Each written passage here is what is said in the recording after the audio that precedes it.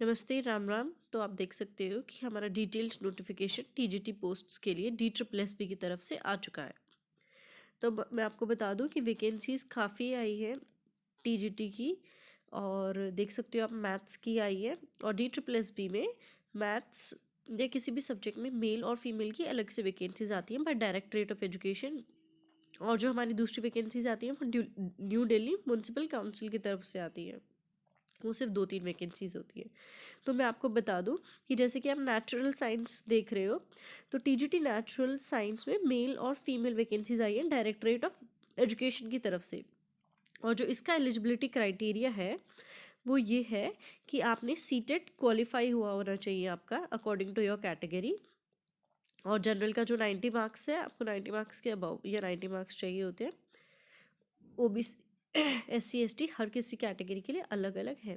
तो आप CTET qualified होने चाहिए और आपके पास BSc आपने की हुई होनी चाहिए फिजिक्स, केमिस्ट्री, बॉटनी, जूलॉजी किसी में भी। तो इस बार जो बहुत बड़ी बात है साइंस स्टूडेंट्स के लिए, और स्पेशली जिन्होंने दिल्ली यूनिवर्सिटी से किया है अपना BSc ऑनर्स, तो यहाँ पे सब्जेक्ट कॉम्बिनेशन हटा दिया गया है। मैं आपको डिटेल में दिखा देती हूँ इसका।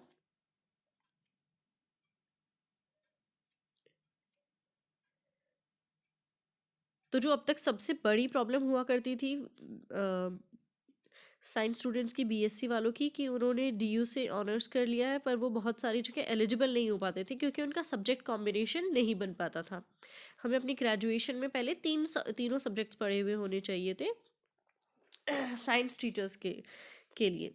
तो अभी देख सकते हो आप यहाँ पे क्लियरली दिया हुआ है कि TGT natural science physical science के लिए physics, chemistry, biology, botany, zoology में से कोई भी अगर आपने ग्रेजुएशन में पढ़ा है तो वही सब्जेक्ट होना चाहिए।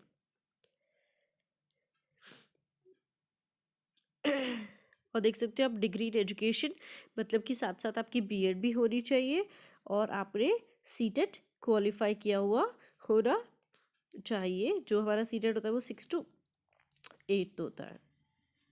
ठीक है। और एक और जो बहुत बड़ी खुशखबरी की बात है वो कि वैसे टीजीटी की एज 32 ईयर्स है, बट आप देख सकते हो यहाँ पे क्लियरली लिखा हुआ है कि for female candidates it is 40 years.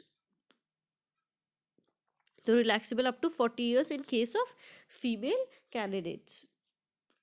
तो ये फीमेल कैंडिडेट्स के लिए बहुत ही खुशखबरी है। बहुत, आप सबको पता है कि काफ़ी टाइम बाद इतनी सारी वैकेंसीज आई हैं, तो आप इसे फिल कीजिए फॉर्म। और जैसे कि हम सब जानते हैं 8 फेब से इसका रजिस्ट्रेशन स्टार्ट हो चुका है, तो आप फटाफट जाइए साइट पर और फॉर्म फिल करना स्टार्ट कर दीजिए। Thank you, bye bye.